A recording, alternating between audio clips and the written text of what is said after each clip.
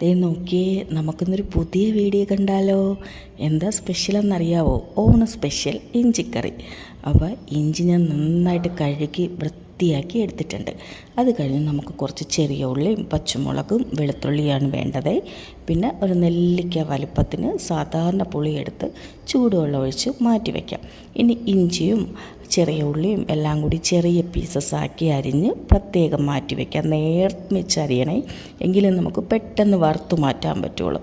അപ്പോൾ അതേ ഞാൻ ഇഞ്ചി നല്ലെണ്ണയിലാണ് വറുത്തെടുക്കുന്നത്. അതായത് നല്ലെണ്ണയിൽ വറുത്തെടുക്കാൻ കാരണം കുറച്ച് നാളൊക്കെ നമുക്കിത് കേടുകൂടാതെ ഉപയോഗിക്കാൻ വേണ്ടിയിട്ട് നല്ലെണ്ണയാണ് ബെറ്ററേ. അപ്പോൾ അതേ ആദ്യത്തെ എൻ്റെ ഇഞ്ചി ഒന്ന് കരിഞ്ഞു പോയിട്ടുണ്ട്.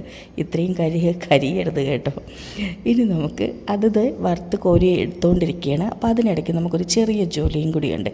കുറച്ച് തേങ്ങാക്കൊത്ത് ചെറിയ പീസസ് ആക്കി നമുക്ക് അരിഞ്ഞെടുത്തിട്ട് ഈ ഇഞ്ചി വറുത്ത എണ്ണയിൽ, അതും നല്ലെണ്ണ തന്നെയാണ്, ഇഞ്ചി വറുത്ത എണ്ണയിൽ നമുക്ക് തേങ്ങാക്കൊത്തും കൂടെ ഇട്ട് വറുത്തെടുത്ത് ഇഞ്ചിയുടെ കൂട്ടത്തിൽ വെക്കാം കേട്ടോ. ഇനി ബാക്കി വരുന്ന എണ്ണയിൽ, അതായത് നല്ലെണ്ണയിൽ, ഇഞ്ചി വറുത്ത് മാറ്റിയ നല്ലെണ്ണയിൽ കടുകൊക്കെ ഇട്ട് പൊട്ടിച്ച് ഈ നമ്മൾ നേരത്തെ അരിഞ്ഞു മാറ്റിയ ചെറിയ ഉള്ളിയും പച്ചമുളകും വെളുത്തുള്ളിയും കുറച്ച് കറിവേപ്പിലയും കൂടെ ഇട്ട് നന്നായിട്ടൊന്ന് വഴറ്റിയെടുക്കാം.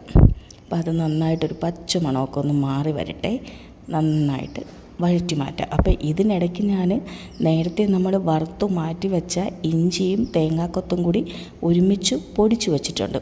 ഇനി നമുക്ക് വേണ്ട ഇൻഗ്രീഡിയൻസ് നോക്കാം. കാശ്മീരി മുളക്, കുറച്ച് ശർക്കര വേണേ, കാശ്മീരി മുളക് വേണം, മഞ്ഞൾപ്പൊടി വേണം, പിന്നെ കടുക് പൊടിച്ചത് വേണം, ഉലുവാപ്പൊടി വേണം, കായം, നേരത്തെ നമ്മൾ എടുത്തു വെച്ച പുളിവെള്ളം ഇല്ലേ, അതും. ഇത്രയാണ് നമുക്ക് വേണ്ടത്.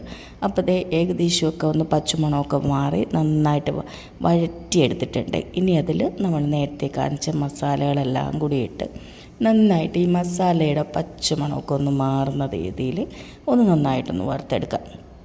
അപ്പോൾ ആരൊക്കെ ഇതുപോലെ ഇഞ്ചിക്കറി വെച്ചിട്ടുണ്ടെന്ന് കമൻറ്റ് ചെയ്യണേ. അപ്പോൾ ഇങ്ങനെ ചെയ്യാത്തവരുണ്ടോ എന്നുണ്ടെങ്കിൽ ഒന്ന് ട്രൈ ചെയ്ത് നോക്ക്. ഒരു ഇച്ചിരി പാടുള്ളൊരു ജോലി കേട്ടോ. കുറച്ച് ഇഞ്ചിയൊക്കെ അരിഞ്ഞ് വറുത്തെടുക്കാൻ കുറച്ച് ടൈം വേണം. പക്ഷേ ഇങ്ങനെ വെച്ച് കഴിഞ്ഞാലുണ്ടല്ലോ അധികം എരിവും ഒന്നുമില്ലാത്ത നല്ലൊരു ഇഞ്ചിക്കറി കിട്ടും. ഇനി ഇതേ നമുക്ക് ഈ മസാലയൊക്കെ ഒന്ന് നന്നായിട്ട് പച്ചമണമൊക്കെ മാറി വരുമ്പോൾ നേരത്തെ പിഴിഞ്ഞ് വെച്ചിരിക്കുന്ന പുളിവെള്ളം നമുക്ക് ഒഴിച്ച് നന്നായിട്ടൊന്ന് ഇളക്കിയെടുക്കാം. കുറച്ച് ഉപ്പും കൂടെ ഞാൻ ഇടുന്നുണ്ട്. ഇനി നേരത്തെ എടുത്ത് വെച്ച ശർക്കര ചെറിയ പീസസാക്കി ഇടണേ, നന്നായിട്ട് പൊടിച്ചിടണം. ഞാൻ ഓണത്തിൻ്റെ തിരക്കൊക്കെ ആയതുകൊണ്ട് ഇത്രയൊക്കെ പൊടിച്ചിട്ടുള്ളൂ. പൊടിച്ചിട്ട് നന്നായിട്ട് ഇളക്കി നമുക്കെടുക്കാം. എന്താ ഇപ്പം തന്നെ കണ്ടില്ലേ, അതിൻ്റെ കളറൊക്കെ മാറി നല്ലൊരു മണം വരുന്ന കണ്ടോ. ഇത് നമ്മൾ നേരത്തെ അരച്ച് മാറ്റിയെന്ന് ഞാൻ പറഞ്ഞില്ലേ, അതായത് നമ്മൾ വറുത്ത ഇഞ്ചിയും വറുത്ത തേങ്ങയും കൂടി അരച്ച് മാറ്റി വെച്ചിട്ടുണ്ട്. അപ്പോൾ അത് നമുക്ക് ഇതിൻ്റെ കൂട്ടത്തിലോട്ടിടാം. അതിന് മുമ്പ് ഞാനൊരു ഇച്ചിരി കായവും കൂടി ഇടുന്നുണ്ട്. കായവും കൂടി ഇട്ടിട്ട് നമ്മൾ നേരത്തെ അരച്ചു മാറ്റി വെച്ച വറുത്ത ഇഞ്ചിയും തേങ്ങയും കൂടി നന്നായിട്ട് പേസ്റ്റ് രൂപത്തിലാക്കിയത് ഒരിച്ചിരി വെള്ളവും കൂടി കഴുകി അതിനകത്ത് ഒഴിച്ചിട്ടുണ്ട്. അപ്പോൾ എൻ്റെ ചാനൽ ആദ്യമായിട്ടാണ് കാണുന്നതെങ്കിൽ ഒന്ന് സബ്സ്ക്രൈബ് ചെയ്യണേ. ഇഷ്ടമാണെങ്കിൽ ലൈക്കും കമൻറ്റും ഷെയറും ഒക്കെ ചെയ്യണേ. ഇഷ്ടപ്പെടുമെന്ന് നോക്ക്. നമ്മളൊരു ഇച്ചിരി ബുദ്ധിമുട്ടാണെന്നുണ്ടെങ്കിലും ഒന്ന് ഉണ്ടാക്കി നോക്ക്. നല്ല ടേസ്റ്റാണ്. കൊച്ചു പിള്ളേരാണെങ്കിലും കഴിക്കാൻ ഇഷ്ടപ്പെടുന്നതാണ്. ദേ കണ്ടോ, ദേ ഈ രീതിയിൽ നമുക്ക് കിട്ടുന്നില്ല, ഹൽവ പോലെ ഇരിക്കുന്ന കണ്ടോ. നല്ല ടേസ്റ്റായിട്ടോ കഴിക്കാനായിട്ട്.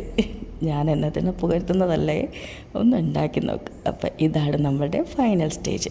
അപ്പോൾ എൻ്റെ അടുത്ത വീഡിയോസൊക്കെ കിട്ടണമെന്നുണ്ടെങ്കിൽ ബെല്ലൈക്കണും കൂടി ക്ലിക്ക് ചെയ്യണേ.